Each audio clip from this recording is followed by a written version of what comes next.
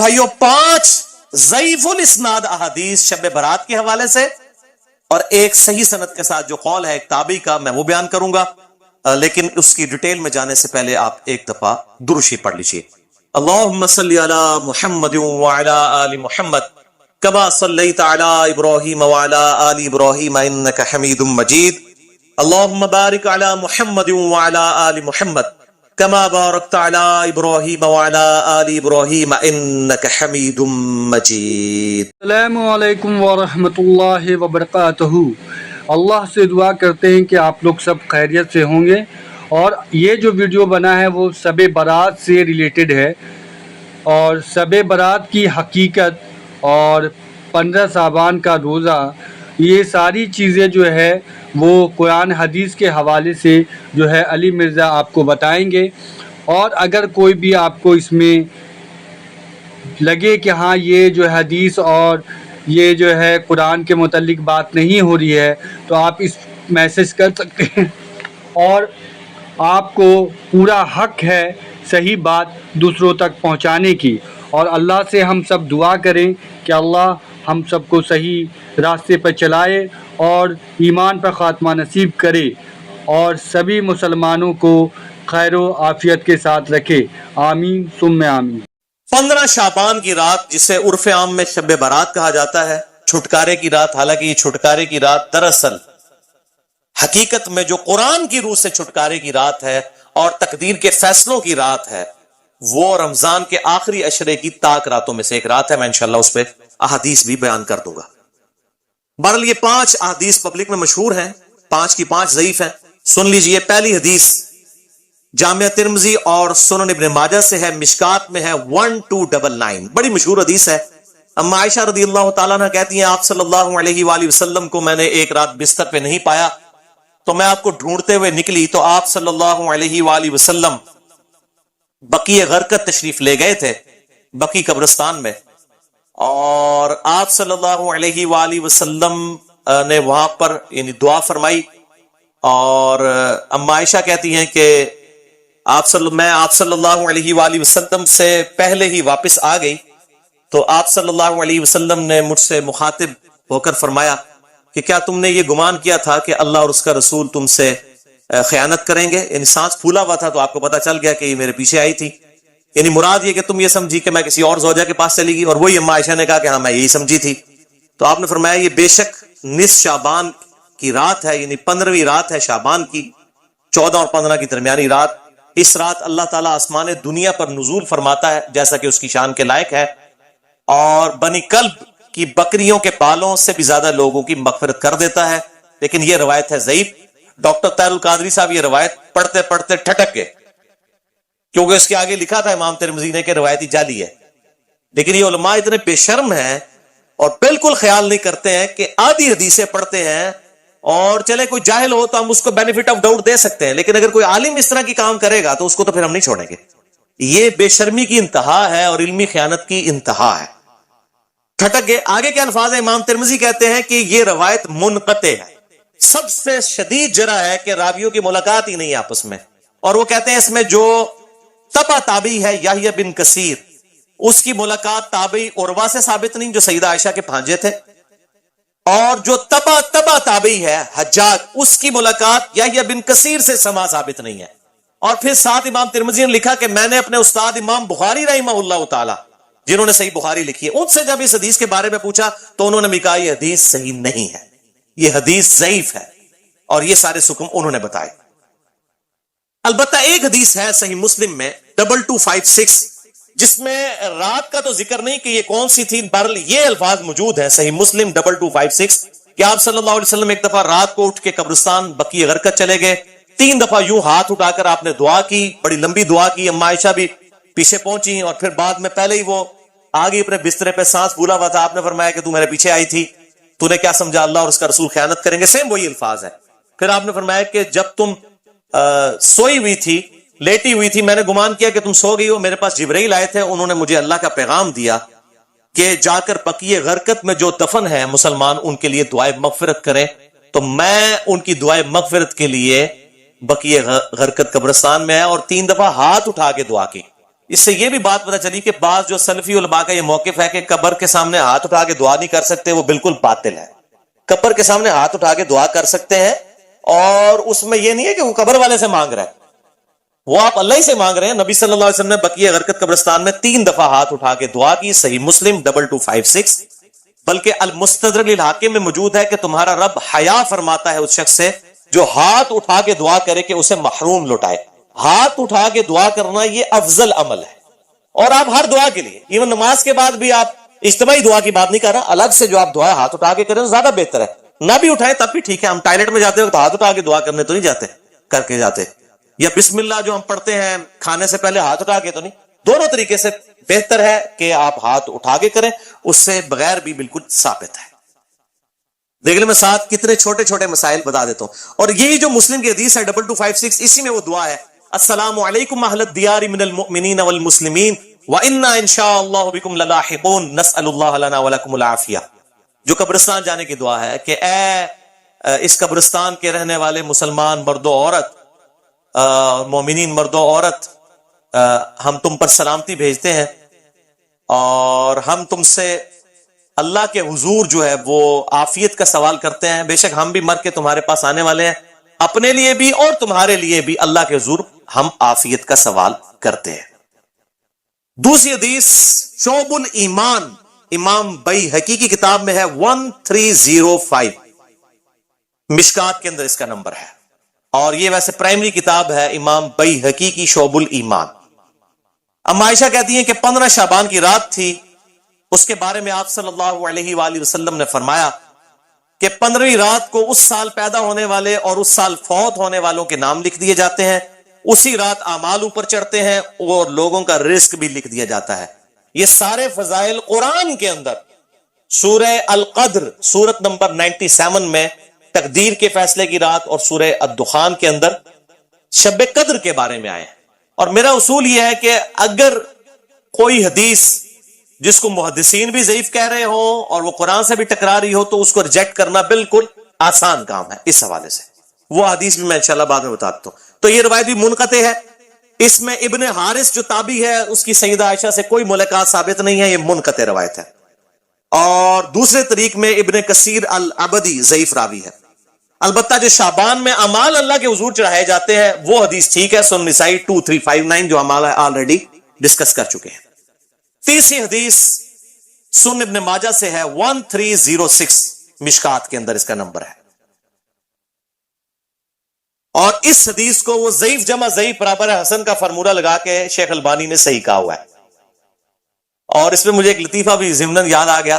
آج سے کئی سال پہلے اسلام آباد میں ایک اہل حدیث عالم جو ہے وہ بریلویوں پہ گرج رہے تھے، یہ بدعت ہے اس رات میں عبادت کرنا، کوئی ثابت نہیں، کوئی حدیث نہیں. تو میں نے ان کو ایک چٹ لکھ کے بھیجی کہ آپ کے جو روحانی ابا جان ہے محدث اعظم سعودیہ شیخ ناصر الدین البانی، انہوں نے تو یہ سنن ابن ماجہ کی روایت کو جو مشکات میں 1306 ہے اس کو تو صحیح کہا ہوا ہے. تو مہربانی کر کے یہ جتنا غصہ ہے یہ البانی پہ بھی نکالیں آپ. تو اگر آپ کہتے ہیں اس کی اجتہادی غلطی ہے تو ان بیچاروں کو بھی اجتہادی غلطی کہہ کے چھوڑ دیں. یعنی آپ نے دوگلی پالیسی کیوں رکھی ہے؟ یا کم از کم پبلک کو بتائیں تو صحیح.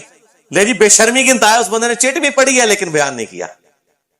اپنے بابے سب کو پیارے ہیں، ہمارا بابا ہمیں پیارا تو وہی صاحب ہے، بابے سب کو پیارے ہیں. یہ بابوں کا فتنہ بڑا خطرناک ہے، چاہے وہ کسی بھی شکل میں نکل آئے. تو یہ مجھے ضمناً بات یاد آ گئی اسی حدیث کے حوالے سے. ابو موسیٰ اشعری رضی اللہ تعالیٰ عنہ کہتے ہیں کہ نبی صلی اللہ علیہ وسلم نے فرمایا بے شک اللہ تعالیٰ شعبان کی 15ویں رات اپنے بندوں پر خصوصی توجہ فرماتا ہے اور تمام مخلوق کو بخش دیتا ہے سوائے نمبر 1 مشرک کے اور نمبر 2 کینہ رکھنے والے کے.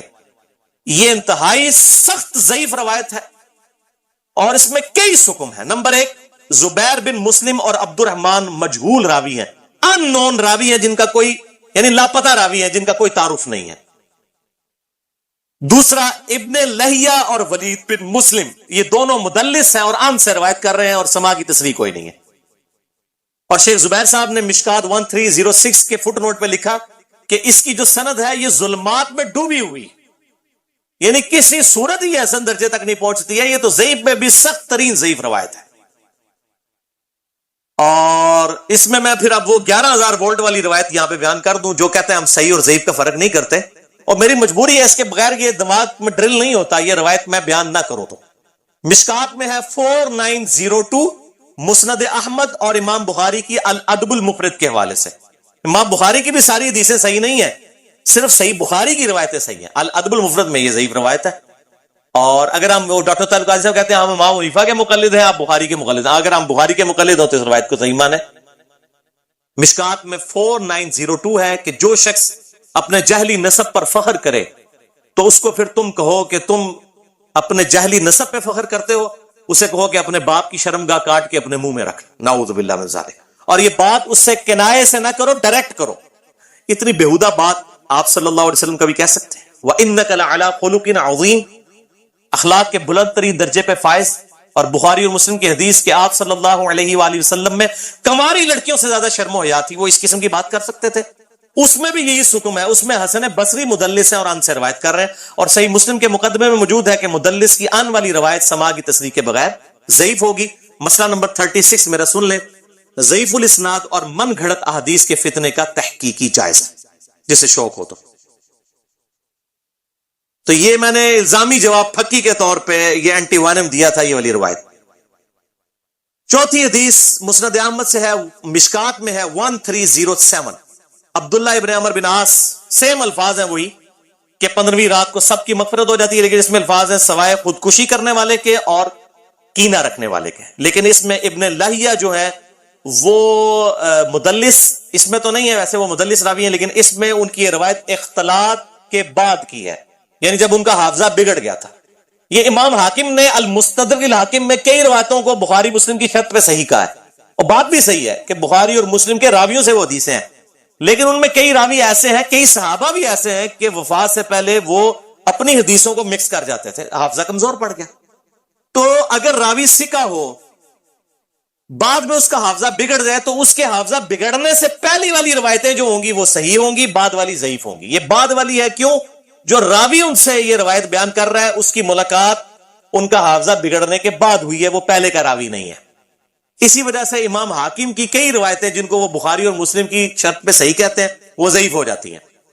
یہ میں آپ کو ٹیکنیکل پوائنٹ بتا رہا ہوں۔ وہ حضرت آدم کی توبہ قبول ہونے والا جو واقعہ ہے نبی صلی اللہ علیہ وآلہ وسلم کے وسیلے سے، مسئلہ نمبر 43 میں بھی میں نے بتایا ہے، وہ روایت جو ہے وہ امام حاکم نے تو بخاری مسلم کی شرط پہ صحیح کہا ہے، لیکن وہ روایت تو ضعیف ہے اور سخت ضعیف روایت ہے۔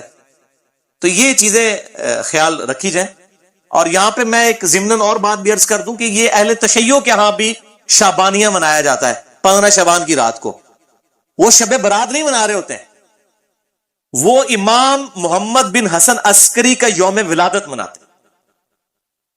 ان کے ہاں بھی یہ کانسیپٹ نہیں ہے شب برات والا، لیکن وہ ہمارے بریلوی بھائی خوش ہو رہے ہوتے ہیں کہ انہوں نے بھی لائٹنگ کی ہوئی ہے، ہم نے بھی کی ہے، تے سنی شیعہ دا اجماع بنا لیندے نے۔ دیکھو اجماع کوئی نہیں ہے، وہ اپنے چکر چ ہوندے، تسی اپنے چکر چ ہوندے ہو، ٹھیک ہے؟ تے اسی اپنے چکر چ اسی اپنی آخرت دی فکر چ۔ تو وہ امام محمد بن حسن عسکری کا یوم ولادت۔ پانچویں حدیث سنن ابن ماجہ سے ہے، مشکات میں 1308 مولا علی رضی اللہ تعالیٰ عنہ علیہ السلام سے ہے کہ جب شعبان کی 15ویں رات ہو تو آپ صلی اللہ علیہ وسلم نے فرمایا دن کا قیام کرو، رات کا قیام کرو، دن کا روزہ رکھو۔ اب دن کا روزہ الگ سے صحیح مسلم وہ 27 جو 45 نمبر حدیث تھی اس سے ثابت ہے، اس کی وجہ سے میں نہیں، وہ الگ سے، کیونکہ غروب آفتاب سے طلوع فجر تک آسمان دنیا پر اللہ تعالیٰ نزول فرماتا ہے اور کہتا ہے کوئی مغفرت کا طالب کہ میں اسے بخش دوں، ہے کوئی رزق مانگنے والا کہ میں اسے عطا کروں، ہے کوئی عافیت چاہنے والا کہ اسے عافیت دوں، اور یہ سلسلہ طلوع فجر تک حتی مطلع الفجر، وہ جو سورہ قدر میں شب قدر کے بارے میں آتا ہے، یہ وہی الفاظ ہیں۔ یہ روزانہ ہوتا ہے، تہائی رات آخری جب رہ جاتی ہے، بخاری مسلم کے حوالے سے میں حدیث بیان کر چکا ہوں۔ تو 15 شعبان کا روزہ جو ہے وہ معاملہ بالکل الگ ہے۔ اس حوالے سے اور کئی روایتیں ہیں، شیخ زبیر علی زئی رحمہ اللہ تعالیٰ نے ایک پورا مضمون لکھا تھا جو مقالات کی پہلی جلد کے اندر وہ مضمون موجود ہے، جسے شوق ہے تو وہ پڑھ سکتا ہے، 14-15 صفحوں کا مضمون ہے جس میں انہوں نے یہ ساری بحثیں اس کی ضعیف روایتوں کے حوالے سے کی ہیں، اور انہوں نے ہی ایک صحیح قول بھی ایک تابعی کا لکھا، لیکن چونکہ تابعی کا قول مقطوع ہوتا ہے اور تابعی اگر کوئی غیب کی بات کرے گا تو وہ ضروری نہیں کسی صحابی سے سنی ہو، وہ کسی دوسرے تابعی سے بھی سن سکتا ہے، صحابی کی غیبی خبر جو ہے نا بیان کی ہوئی وہ امپلائڈ ہے کہ نبی صلی اللہ علیہ وآلہ وسلم سے سنی ہے. صحابی کی جو مرسل ہے وہ ایکسیپٹیبل ہے, اسے ہم موقوف روایت کہتے ہیں. تابعی کی مرسل ایکسیپٹیبل نہیں, اس کو ہم مقطوع کہتے ہیں. یہ غیبی خبر سے متعلق ہے لیکن یہ تابعی تک قول ثابت ہے. اس کا مطلب یہ ہوا کہ اس زمانے میں بھی یہ مسئلہ موجود تھا. مکحول تابعی ہیں شام کے, یہ مشہور تابعی ہیں اور ان کے بارے میں مشہور ہے کہ اکثر مرسل روایتیں چھوٹے ہوئے باتوں والی بیان کرتے تھے. شعب الایمان امام بیہقی کی کتاب میں انٹرنیشنل نمبر کے مطابق 3671 نمبر یہ روایت ہے. وہ کہتے ہیں کہ 15ویں شعبان کو اللہ تعالیٰ زمین والوں کی طرف متوجہ ہوتا ہے, 15ویں شعبان کی رات کو, اور کافر اور کینہ رکھنے والے کے سوا سب کو بخش دیتا ہے. اب یہ روایتیں اتنی زیادہ ہیں کہ اس کی وجہ سے بعض اہل حدیث علماء کا بھی یہ موقف ہے کہ کچھ نہ کچھ اس کی اصل موجود ہے. اکثر تو نہیں مانتے لیکن کچھ اہل حدیث علماء بھی مانتے ہیں, اور دیوبند بریلوی تو ویسے ہی مانتے ہیں. اور میرا موقف شروع سے جو تھا وہی ہے کہ میں ہمیشہ فتویٰ نہیں لگاتا, خود کرتا نہیں ہوں, کسی پہ فتویٰ نہیں لگاتا. میرا مسئلہ نمبر 44 پرانا بھی سن لیں اور اب یہ نیا بھی آج ریکارڈ ہو رہا ہے. میرا موقف وہی تھا 5 سال پہلے بھی, اور باقی میں خود کیوں نہیں کرتا, جب تک کوئی چیز اتھینٹیکیٹ نہ ہو جائے تو نہیں کرنی چاہیے. یہ اکثر کہتے ہیں نیکی کا کام ہے, خیر ہے کرنے دو جی. لوگ سال کے بعد اگر کوئی نکلی ہے عبادت کے لیے, تو میرے بھائی سال کے بعد لوگ عید کی نماز کے لیے نکلتے ہیں, تو آپ عید کی اذان کیوں نہیں دیتے ہیں لوگوں کو بلانے کے لیے؟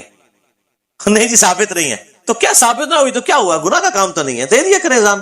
سال بعد لوگوں نے عید پڑھنے کے لیے نکلنا ہوتا ہے. کیجئے الزامی جواب, اینٹی وینم, لاجیکل آنسر. تو کہیں گے نہیں جی ثابت نہیں. بھئی آپ کا تو فارمولا تھا, ثابت ہو یا نہ ہو, نیکی کا کام ہے تو کر لیں. تو عید کی اذان دے دیں, جنازے کی اذان دے دیں, کیوں نہیں دیتے؟ کہتے ہیں نہیں نبی صلی اللہ علیہ وآلہ وسلم سے ثابت نہیں. ہم بھی یہی کہہ رہے ہیں. اور پھر اس حدیث کو بھی یاد کر لیں جو صحیح مسلم میں 2684 اور مشکات میں 2052 ہے کہ آپ صلی اللہ علیہ وآلہ وسلم نے جمعے کے دن کو اور جمعے کی رات یعنی شب جمعہ کو قیام کے لیے مخصوص کر لینا, یعنی میں نے صرف یہ اسی میں ہی قیام کرنا ہے, اس سے منع فرمایا ہے. اور الا یہ کہ کسی کے روزے پہلے سے چلتے آ رہے ہوں یا کوئی پرٹیکولر روزہ آ جائے, جس طرح 10 محرم کا روزہ آ گیا یا یوم عرفہ کا, وہ رکھ سکتا ہے, اس کے علاوہ نہیں. اور بیسیکلی مقصد تھا مخالفت یہود و نصارہ کی. یہودیوں نے ہفتے کے دن کو مخصوص کیا اور عیسائیوں نے اتوار کو, تو کہیں مسلمان جمعہ ہی نہ پھاڑ لین خالی, اور پھر بھی مسلمان بعض نہیں ہے انہوں نے جمعہ پھاڑ لیا, خیال ہونا پھر بھی کوئی نہیں کیا, وَلِعَوْذُ بِاللَّهِ تَعَالَى.